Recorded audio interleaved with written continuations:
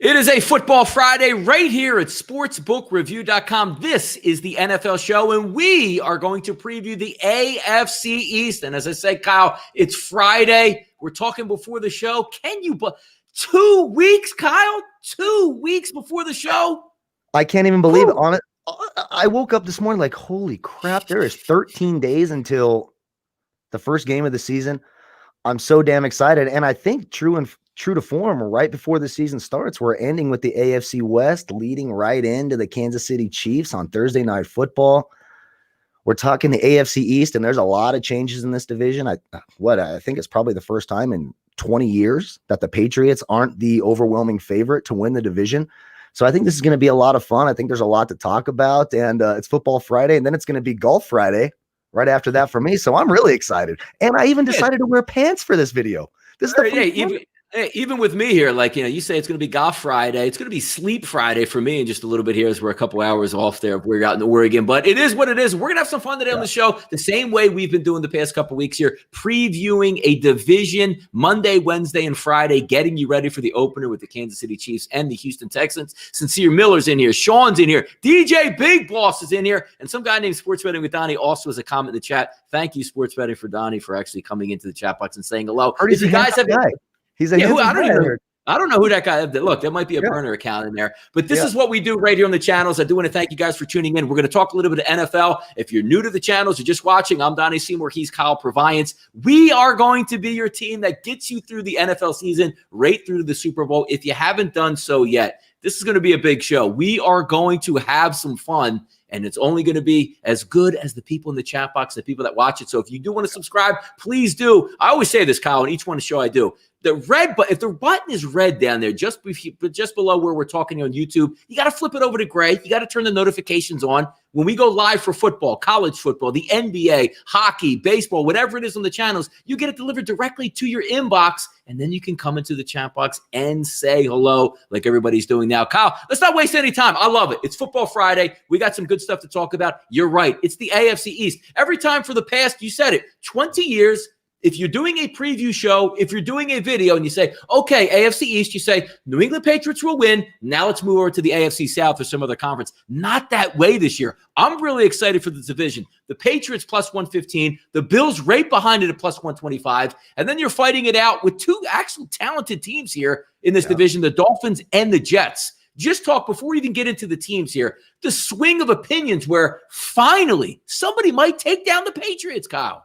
Oh, and it's exciting. And I guess I'm trying to remember back to the year. Was it when Lawyer Malloy left the Patriots and went to the Bills? Yep. And that was the new pick for the AFC East, and they blew them out in week 1. And that was the whole thing. And then, no, we got back to reality. And Drew Bledsoe, too, on that team. Yeah. Drew Bledsoe. And then I suppose we had the one year when Brady got hurt in the first week, and the Dolphins won the division with that Ronnie Brown That's the Wildcat. Invention of the Wildcat was that year. Yeah. And those Patriots still won, if I remember correctly, 11 games with Matt Castle at quarterback, but they did not make the playoffs. Kind of a fluky type season. Yep. But it's a wide open division.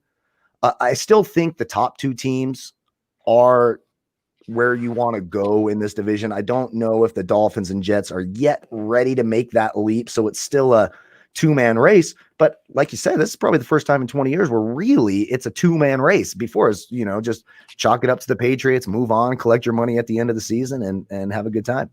Yeah, I think the talent's finally catching up here, because even when you look at the Jets, and it's a shame because I actually thought the Jets would be competitive this year because, again, you're talking about the 2 top dogs in the division, New England going through a lot of changes. And also when you're trying to take the next step, like we all think Buffalo is going to be a really good football team, but Buffalo hasn't won the division yet. I mean, they've made the playoffs, yes, and they should have won last year, but didn't. But you're also looking to take that, mantle, pull that ring and say, you know what, we're going to be the team to beat from now on. And until they actually do it, you don't really know what's actually going to take place in that spot because, yes, the Jets, CJ Mosley's going to sit this year out for COVID. Also, you trade one of the best safeties in the league who goes out to Seattle and Jamal Adams. So now you're down a couple playmakers. And again, you're only as good as your quarterback is. And I think Sam Darnold is going to eventually be a good quarterback. But There's a lot to be deciphered. Let's not waste any more time because I'm actually surprised here, Kyle, as we sit today, just going over the numbers, and I pulled these from, just certain sports books that you can look off of, where the New England Patriots are still the favorite in this division. Now, not like they used to be, minus 220, minus 225, minus 250 to win the division. They're plus 115, so you're still getting a plus money number, but a lot of moving parts. Quarterback unsettled. It seemed like, almost the starting 11 actually moved on and said, hey, COVID's here. Bill Belichick, I don't want to play for him. I'm going to sit this year out. They're still the favorites. I don't agree with that, actually. No, I don't either. And you can find some books where Buffalo is the favorite. It kind of goes back and forth. And again, you mentioned it. Go to sportsbookreview.com, hit that odds page, click on NFL. You can break down. I mean, I'm looking at 9 different sports books and 9 different odds right now. And I think if you're betting this division, that's a great way to do it because you want to find the right odds. And don't forget to hit subscribe and like. And sometimes we do giveaways. There's cool stuff. So check all that out. But it is certainly different. And I'm right with you. I don't agree. I do think Buffalo is the standard bearer in this division. They should have definitely won that playoff game last year against Houston. It was a bizarre fourth quarter where Josh Allen, I'm not sure what happened there. It was just a weird mental collapse. It's pretty rare to see though.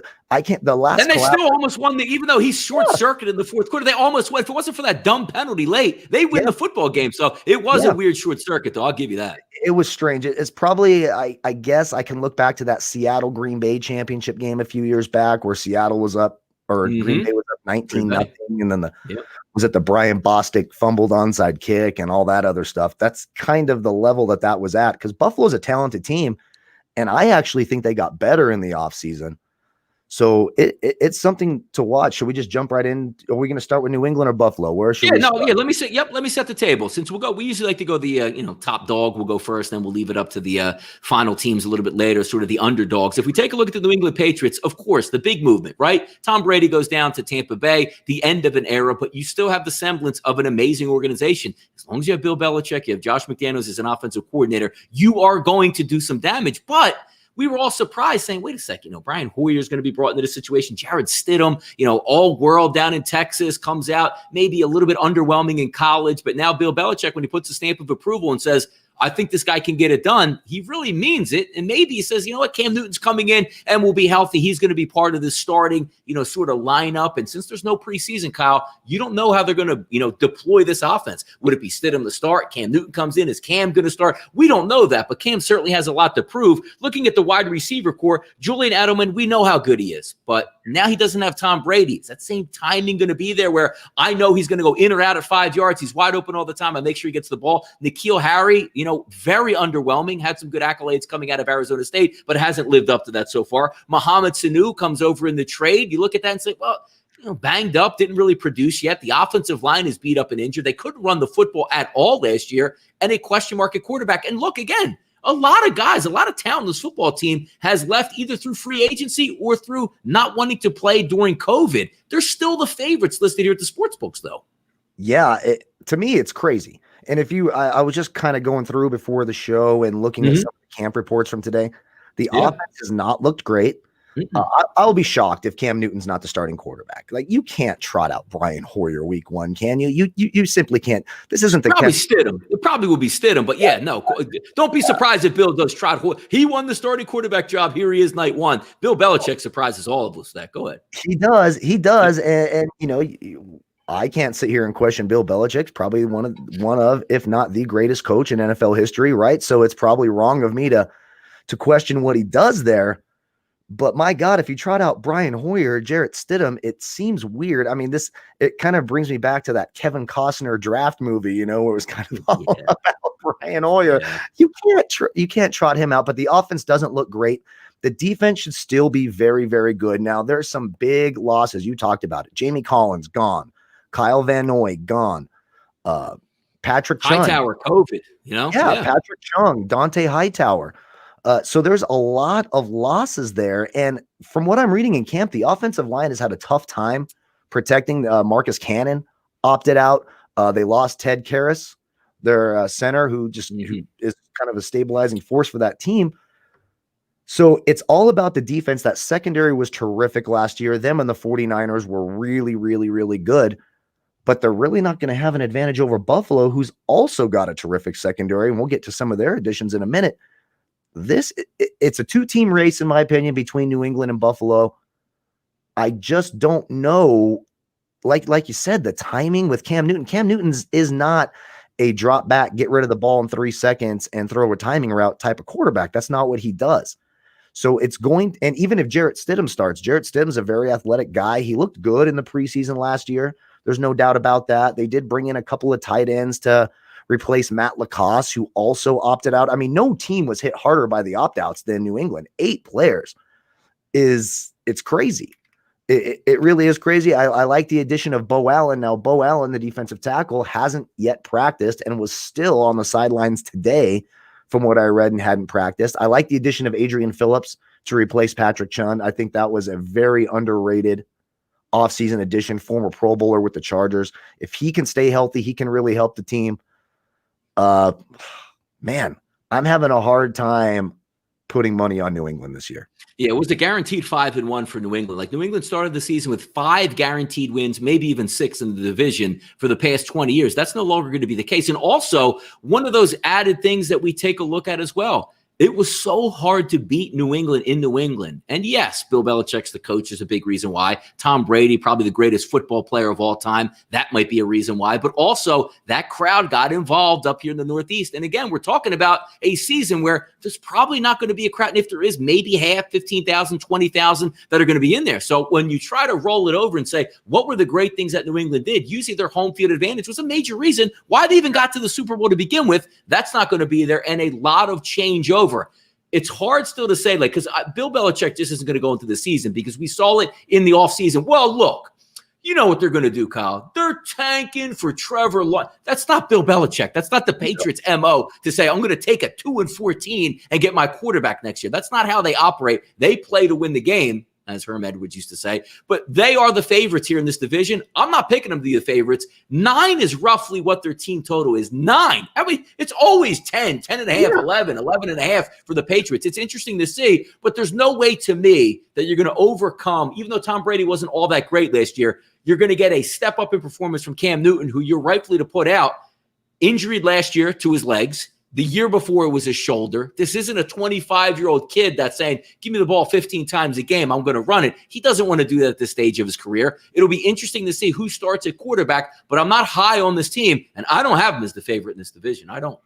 Yeah, I completely agree. And I wanted to get to, since I think we should reward the young man coming in here with a question before we even got on the show, asking if we think everything that's happening in the sports world will affect the start of the football season. I don't think so. It looks like all of the sports have a plan for this. They're addressing the issues of their players.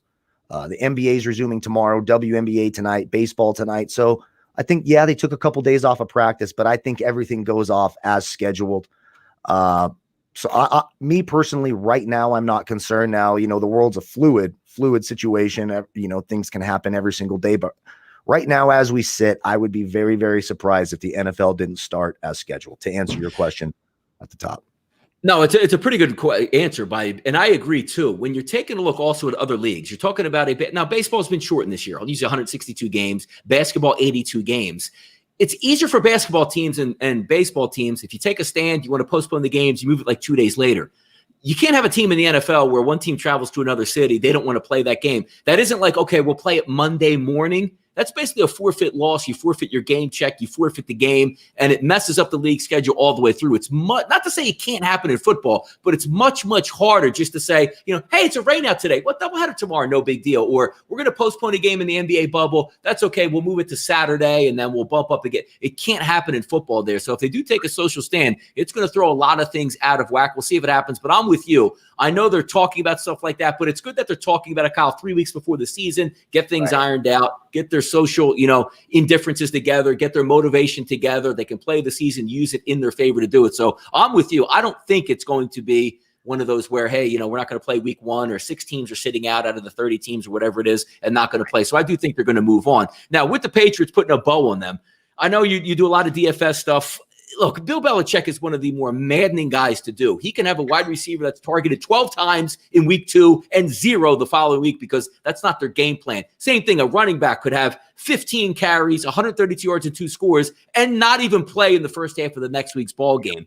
Looking at the Patriots overall talent-wise, I think there's a drop-off in talent. And again, just gets back to, I think there's other shots in the division. I don't know how well the Patriots will be priced week to week to week until we actually see who the starting quarterback is and how they operate. Good head coach, good foundation. I just don't think it's their year here.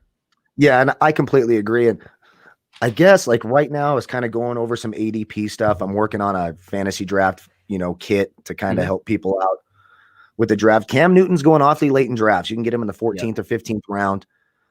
Look, he's going to be a goal line presence as long as he is healthy, very much like Josh Allen, who we're going to talk about next. Yep. He's a goal line presence, so I do think there's some value there. But with all the turnover on defense, Bill Belichick's going to have that defense schemed properly. The question is, do they still have the talent and the leadership and the pieces around to make it be as dominant as last year? If you remember last year, that defense was scoring more fantasy points.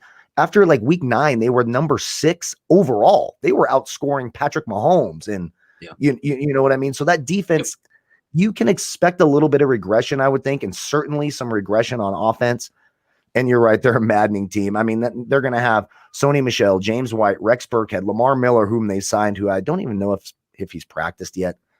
They're going to be a maddening team and that sort of thing. And as we sit right here, I don't mind the value on the under 9 wins for New England. If I'm remembering correctly, I think you can get a little bit.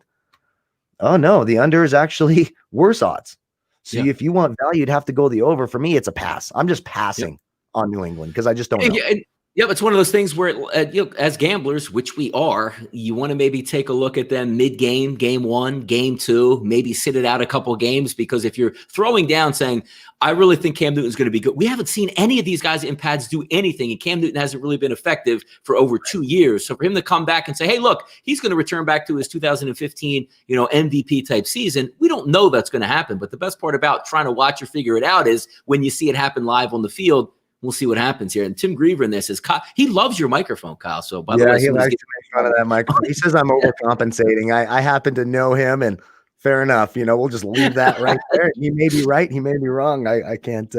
I love the sarcasm in the chat box, man. Leave it up to them. But opening day, it's going to be New England and Miami. New England favored by about a touchdown, over under around 43. That game is in New England. Let's keep on moving right down the list here. Second place team, or at least listed odds-wise here, the Buffalo Bills at plus 125. And to me, the best team in the division from top to bottom. I love the head coach, Sean McDermott. I love what they did in the offseason.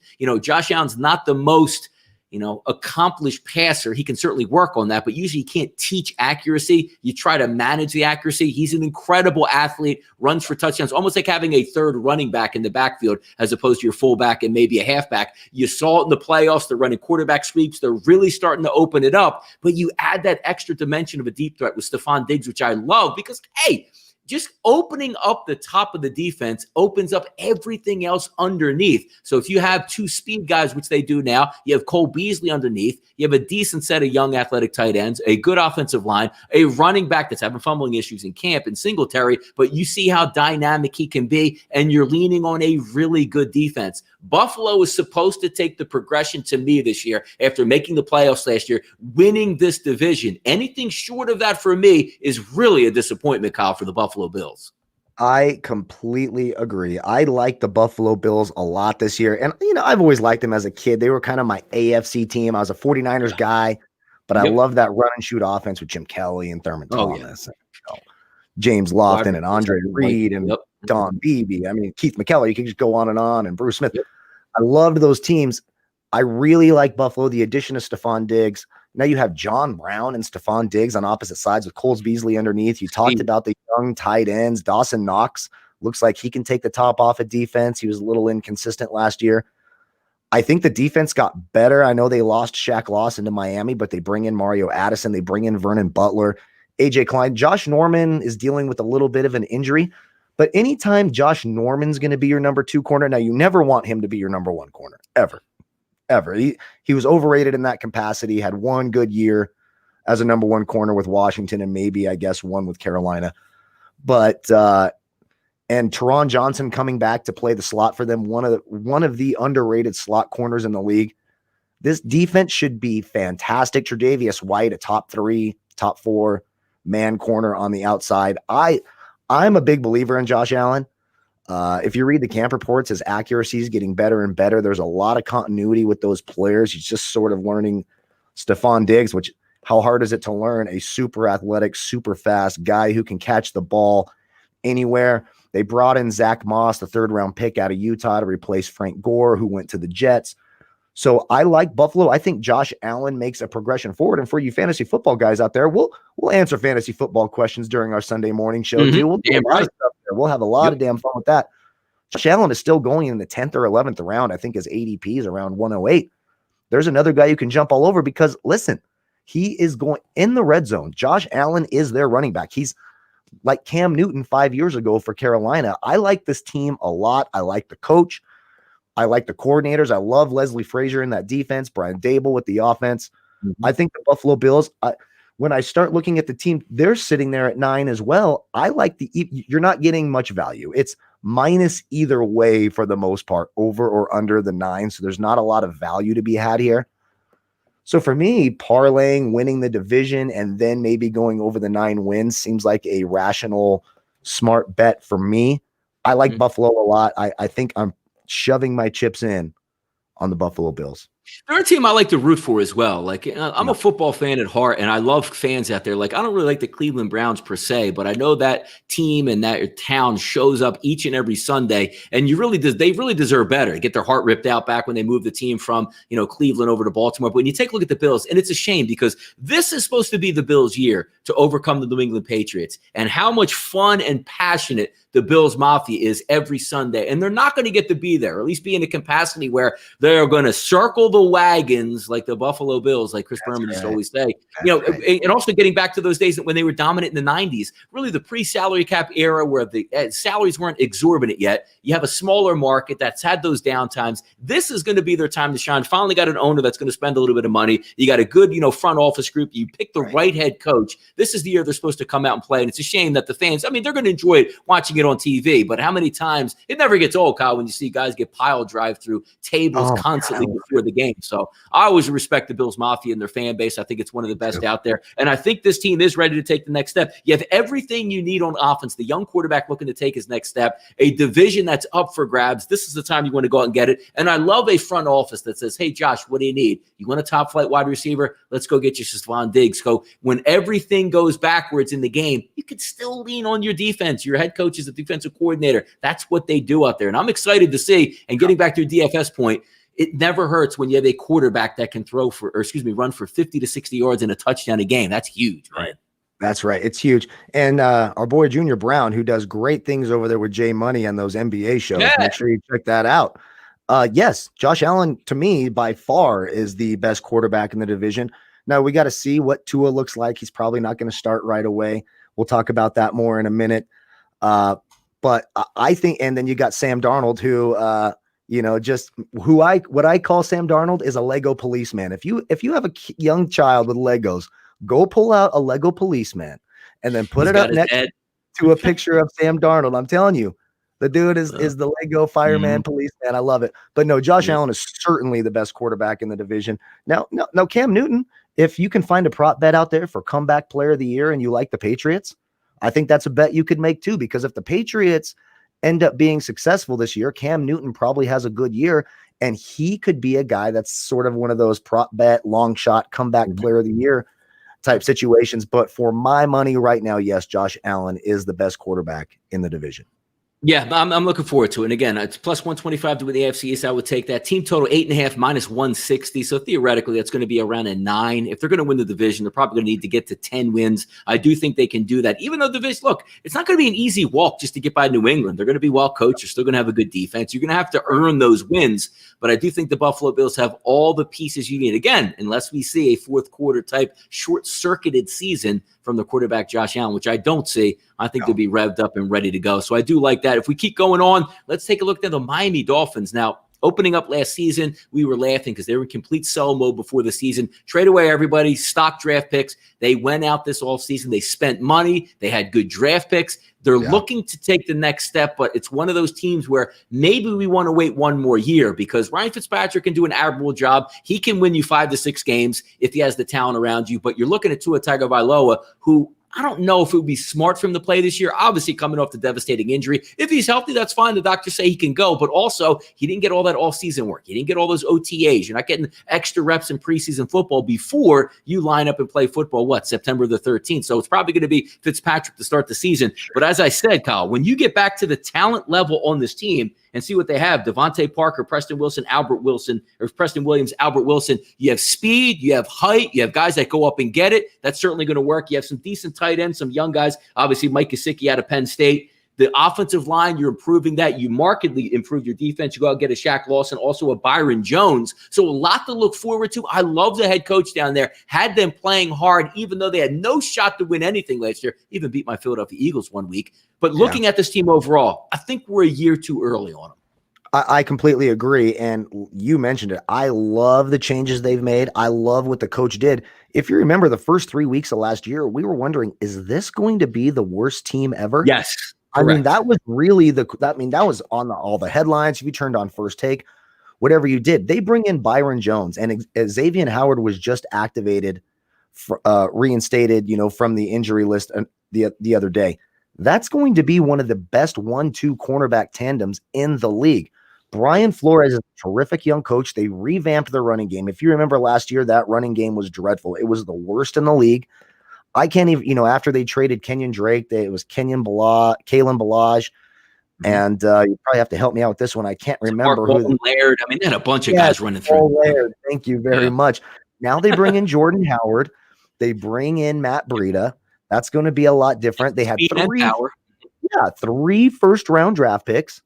The young corner out of Auburn, Noah Igbenegany. Did I get that? I think I got that right. I don't care. It looks good to me. Yeah, it's great. I've practiced that like 15 times, so I hope I got it right. Austin Jackson on the offensive line at USC. And then we Kyle Van Noy, Ted Karras from New England, Eric Flowers at the offensive tackle position, Shaq Lawson. So they brought some good players from within the division. They didn't lose much. Daniel Kilgore, Aqib Talib, I know is one of their key losses. You'll see in the headlines. Taco man, so lost Taco Charlton, big loss there. So yes, Taco Charlton. What are you going to do with the loss of Taco Charlton? Aqib Talib never even played a down for them. So major upgrade in the secondary. And let's talk about Tua a little bit, because I do think he sees the field. I might be a little bit homer on this. I love left-handed quarterbacks since I'm a 49er guy. So Steve Young and Mark Brunell, I loved those guys. Michael Vick, I loved watching him play, especially when he had that huge Madden year in 2004. And my mother-in-law bought me an Xbox as a 22-year-old kid and just loving the hell out of life. Kenny Stabler, if you're an older guy from back in those Raiders days. Snake. One interesting thing about left-handed quarterbacks, since I'm a sucker for these things, if Tua starts this year, he'll be the first left-handed quarterback to start a game in the NFL since 2015. Really? Yes, since Kellen Moore, the offensive coordinator in Dallas, was the last left-handed player to start a game. In fact, the last left-handed player to throw a touchdown pass was not even a quarterback. It was Dez Bryant in 2016. It was the last left-handed touchdown pass. There's a lot of bias out there towards lefties. Come on now. NFL. Yeah, I love the lefties. Yeah. But Tua, from all accounts, Tua looks healthy. He looks, Ryan Fitzpatrick. I love Fitzmagic, and he's one of my favorite value DFS plays every week. They're going to chuck the ball. But I think the defense is better. The offensive line is better. The running game is certainly going to be better. You have a 1-2 punch there if Matt Breida can stay healthy. Jordan Howard is not someone to sneeze at. I know he doesn't get a lot of the hype, but he's been very consistent. He's good in the red zone. He doesn't turn the ball over.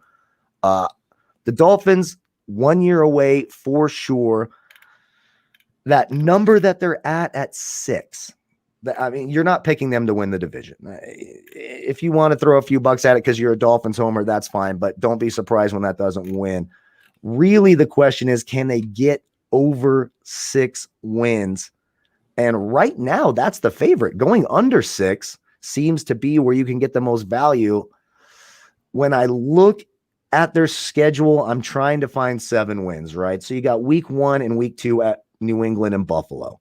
Week 3, Jacksonville. So you can maybe, that's a winnable game. And then you don't have another winnable game, maybe the Chargers, but I think the Chargers defense is pretty good. Then you get the Jets twice, the Bengals. So there's 5. And then the Raiders, I think right at 6 is the highest you're hoping for. So it's a bit tough. For me, this whole division is tough to bet on. I think every team is priced about right, and there's a lot of unknowns. I think there's other divisions where you can find more value with better teams, like we talked about Atlanta in the AFC South. So it's tough for me to put money on any of these teams. Right now, I feel like it's about a push at 6 wins. I think they can get there, Kyle. I do. Now, here's the interesting part, which I always try to preface, because you're trying to take a season-long outlook when you take a look at the team totals. And the one thing that always comes into play is if you're talking saying, look, I don't see a lot of wins early on in that schedule. Here's the good and the bad with that. You want to get to Tua as soon as you can to start your future, because Ryan Fitzpatrick's not your future. But I think if you ask both me and you, Kyle, if you said, all right, Fitzpatrick's going to start all 16 games, I really like that over 6, because that means A, he's healthy, he's probably playing well, and he's one of those guys that's always going to keep you in the ballgame. And as long as he has competent players around him, and he's got a much, much better supporting cast this year than he did last year. But then the old adage comes in, well, if they don't do that well, their bye week comes in the late November, and for that final 6 games, do you flip it over to the rookie who – usually you're going to be a losing franchise if you're doing that, because you're not going to say, hey, we're 6-2 out of the gate. Let's go with Tua and see if he can extend it into the playoffs. Then you start worrying about next year and seeing how he's going to do in the pocket. And if you have one of those teams that's sitting at 4 wins or 5 wins, you only need to get to that 7-win total to cash the ticket. It's kind of hard for me. If I could say like, hey, you know what? Fitzpatrick's there all 16 games, I think they would get it. But I think if Tua appears this year, that's not going to bode well for me trying to take the Dolphins over 6. That's the way I look at it. Yeah, I completely agree. It's kind of a wait and see approach on that, which you hate to do before the year because you want, to make the bets before the season and kind of get that juice. And I love the comment, what about Scott Mitchell? Well, that was actually painful for me. I was a 15-year-old kid when he took over out there in Detroit. They traded him from Miami, and I said, Scott Mitchell got is big money out there. Was Wayne Fonte still the head coach? He got big money to go there and stole money. He did. It was the Wayne Fonte teams, and then he made Barry Sanders retire early because he was so man, yeah. Jesus. But yeah. Shout out to the Scott Mitchell and great memory out there on that comment when we're talking about left-handed quarterbacks. But I think you're right. Look, I don't hate saying, hey, I'm getting a little bit more juice on the over, and it just depends on which book you go to. Some books I'm trying. Yeah, you're going to find exactly. That's a good point, because you're going to find the number you want, because they're all juiced different ways. I'm pretty sure if you wanted a 5.5, you could pay extra for it. 6.5, maybe get a little bit more juice, but you could settle on the number you want. I think 6 is they got the 5 last year. We're supposed to be, again, you're right. What did they open up? 0-7. And I remember watching opening day, and opening day is so much fun because you really don't expect some things to happen that don't. We knew the Dolphins were bad, and before you could blink an eye, Baltimore was laying the wood on the Dolphins, and you're going, this team not only might not win a game, but might not even cover like a spread the entire year. They got annihilated right off the bat. So good on Brian Flores. The showing of me to a good coach is when you know your team stinks and they're still fighting every week. They could have folded up. We're 0-7. We don't want to do this. Yeah, they said, we're going to rally the troops, and they won down the stretch. So good on Brian Flores. Yeah, they ended 9-7 against the spread. That's shocking. If you would have told me that after great team. Yes. Yeah. If you'd have told me after that 52-13 or something like that, I actually had a great DFS week because I was all over Lamar Jackson that week. Oh my goodness, the bombs left and right. The young kids, I kind of did love a team running game stack against that team, and that's going to be another issue. Can they stop the run? They need to stop the run and run the football. You cannot have Ryan Fitzpatrick throwing 55 passes a game, no matter how good. If you let Ryan Fitzpatrick throw 55 passes a game, you're going to have some 7 interception games. That's the bottom line. Great for the over-under, though. Great for the over. I love it for the over-unders. I'm going to be all over that all year long. And I really do love the veterans that they brought into this team, especially that Byron Jones pick. I love how they've upgraded the running game. So this is not going to be a joke of a team this year. And I think they proved that at the end of last year. And Brian Flores is a great young coach. Yeah, it could be a sneaky defense with that secondary. If Byron Jones and Xavier Howard are playing at the top of their game and they can load the box and play man-to-man on the outside, could be an interesting year for the Miami Dolphins. No, I think you're right on that. Keith Weaver says over-under on Belichick smiles this year. I think Belichick will be a little bit more upbeat and I think like sometimes when you have these major changes here, because again, you finally go from being the absolute hunted every single year, expected to win, and spotlights on you, and it's Brady, and how's he doing? What's wrong? What's doing this? What's doing that? Now you take that step back, and maybe gets a little bit rejuvenated, has a little bit more fun. But then again, I say that by week 2, we'll be like, we're on to Cincinnati, we're on to San Francisco, and gets back into his drone. But I think he'll be a little bit more uplifting. Sincere Miller says, "What's a sneaky defense in that division? I might add a couple wins." I still think that the team is going to be really good, New England's defense-wise, because they have a good secondary and you have Bill Belichick scheming.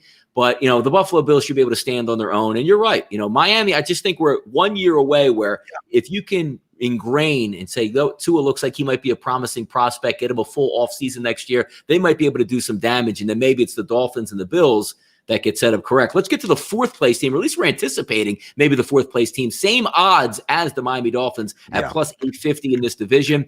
And also taking a look at a team total, similar, 6.5 plus 110. So rifle numbers probably right around what the Miami Dolphins are sitting at, around that 6th level.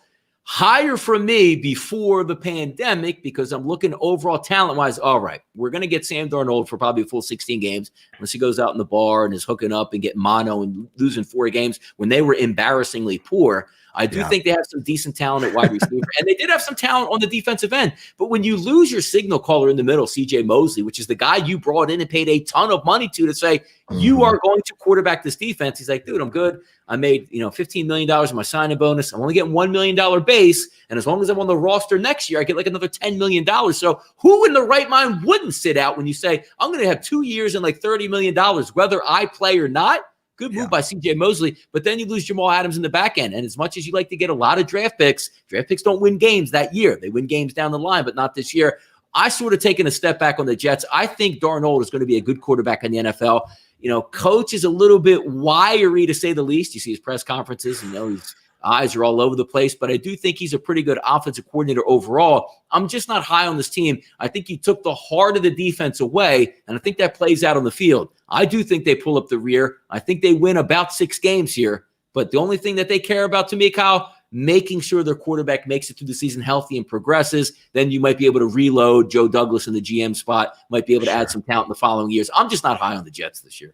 Yeah, it's my least favorite team in the division. It's probably when I was looking at, okay, if I'm going to take the over here and the under here, I don't mind going the under 6. Now, I know that means they have to be a really bad team for that.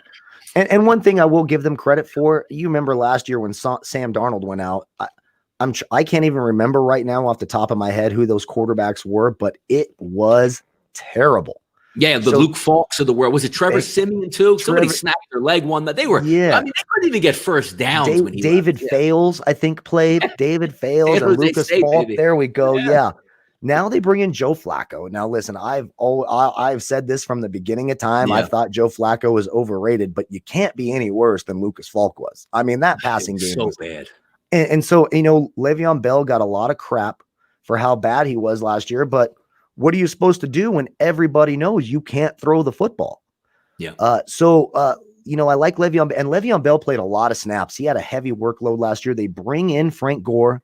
They just recently traded for Kalen Ballage, so it should keep him a little bit fresher. But I'm concerned about the losses on the offensive line. Brian Winters, Brandon Shell, Kelvin Beachum. How are you lose Robbie Anderson in free agency?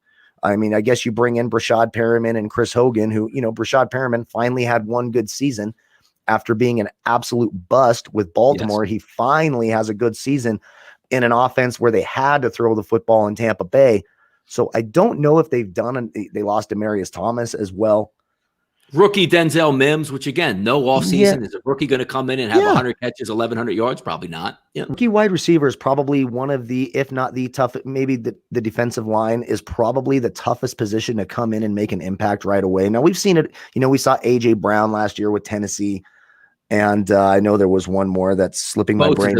Have done pretty good coming in on the defensive line. But no, Right. The whole, like, you have to learn a scheme as an offensive guy. And if you don't get enough practice and seeing it, and again, that's where some of these young kids, and I hate the preseason, but the young kids like the preseason because, hey, I put my jersey on, I'm out in the lights, and here's how game day works. And now all of a sudden, boom, you're playing the Buffalo Bills day one. Oh my gosh, what do I expect to do out here? Right. And even their first round pick, Mekhi Becton, who's supposed to help fill in for some of those losses on the offensive line. Big dude. But I mean, you're coming out again in a division with 2 top 5 defenses in the league in the same division, and a great schemers in Belichick and Sean McDermott. So how is that all going to work?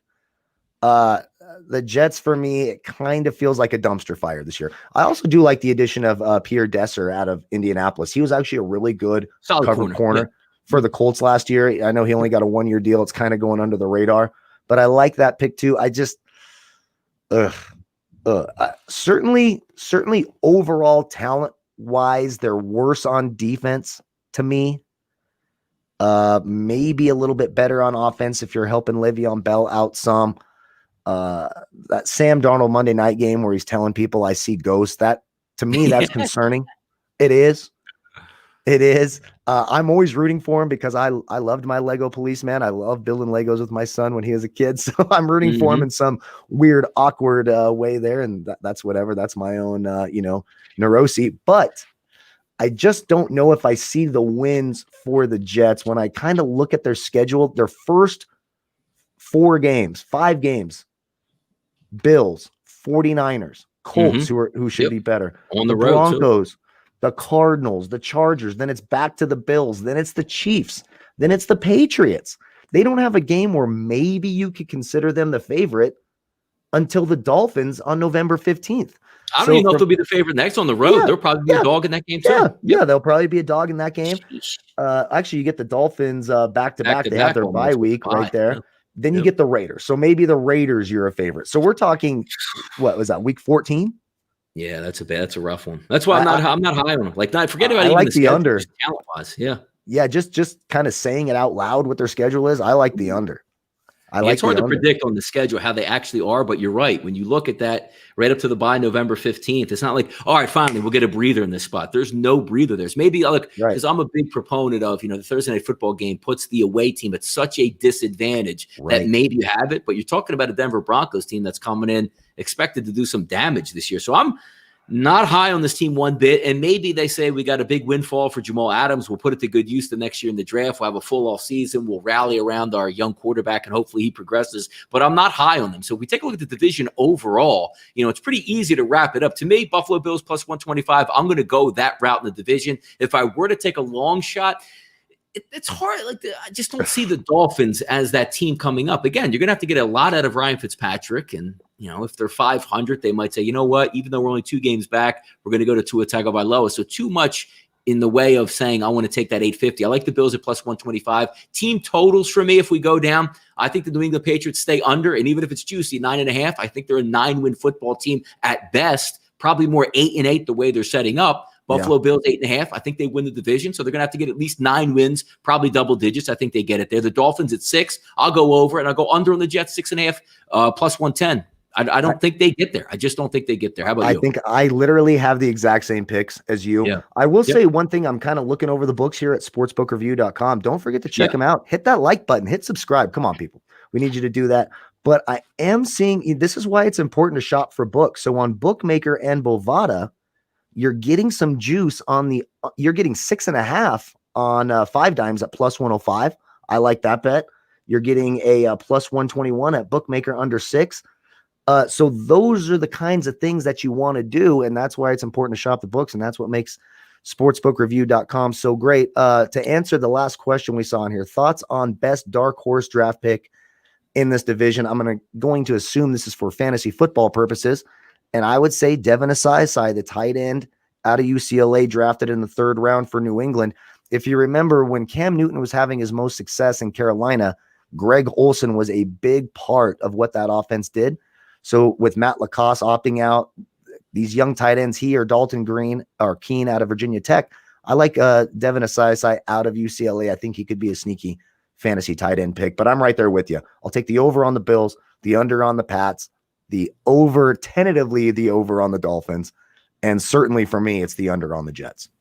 Yeah, and taking him also if he's looking at a non-fantasy spots. I like what the Buffalo Bills did. Second round pick, which I wanted the Eagles to take, which was Epinesa out of Iowa, the defensive end. I thought it's such a Buffalo pick. Like value fell to them. They needed a pass rusher. They got it right on the spot. And also, if you take a look at the Buffalo Bills, also third round, Zach Moss out of Utah. You can't have enough good running backs, especially those young guys, third round, fourth round guys you burn and churn after a couple of years. But they should get some good productivity out of this. So the AFC East looks like it's going to be a pretty good division here to watch, as opposed to saying, hey, you know what, Kyle? New England's going to win it. Who's only going to come in second place and maybe make a wild card game? I think you're going to get a home playoff game for the Buffalo Bills this year. I'm excited to go over it. And we'll continue all this stuff. As you guys know, Monday, Wednesday, and Friday, 4 p.m., we go live right here on the network, bringing you that NFL. And I know there's not a lot of energy just yet because I'm the same way. And even Hard Knocks taking their worst ever rating on their last show. Why? Because we don't get to see football on TV. It's hard to get excited. But me and Kyle going to get you excited. Kyle, I'm excited, man. I'm having fun doing these football shows with you. Me too. It's a great pleasure for me too, because I get to learn while I do it. I don't have to sit here and just sound like a bumbling fool by myself. I get to learn from the man, the myth, the legend himself, Donnie RightSide. So we're going to have a lot of fun this year. And those Sunday morning live shows, people have been asking me on my channel for years, can you please do a live show Sunday morning? And I'm like, well, I stayed up late Saturday night, or I'm not going to do that. Well, now, guess what?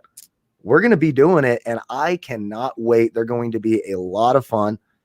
And, we're going to lead right into the regular season. By this time next week, we're going to be 6 days away from kickoff. So this is going to be a big year. This is going to be a lot of fun. And I think stuff like this is going to be more important than ever in a year where we just don't have a ton of information leading into the regular season. No, you're right. Doing the shows on Sunday, the 12 o'clock start, we log off at 12:59 and I sort of slide my monitors over and bam, football's all over the TV. You're ready. You're getting it going. You're giving out picks. So a lot of good stuff to be had here. We'll be back again on Monday, 4 p.m. Eastern time, breaking down some more AFC action. Again, designed to get you ready for the NFL football season. If you missed the show, you didn't catch up, you need to get some information on how to be a better sports gambler here, SBR has got you covered. And the reason being, right below this, you're going to see a click on link, sbrpicks.com/NFL. All the videos, all the write-ups, all the picks will be there. And also keep in mind, coming up this year, Kyle, and yes, even though we do work for SBR, we can get involved. The Pick Six contest, $50,000 on the line. Weekly winners. And my favorite slogan in life, Kyle, if it's free, it's me. I'm getting into it. It's fun. We did it last year as well. Pick 6 games. If you go 6-0, you got a good shot at winning money that week. You have a great season. You hit 60%, 65%. You might be in it to win it at the end of the season for the big cash prize. It's all going down right here at sportsbook.com. Big NFL season on deck. Hit the subscribe button. 66,800 people have already done that. Thank you for the thumbs up. Give a thumbs down. Give a like. Retweet when you get off the show. We're going to be here all football season. I'm Donnie Seymour. He's Kyle Purviance for sportsbook.com. This is your NFL headquarters right here on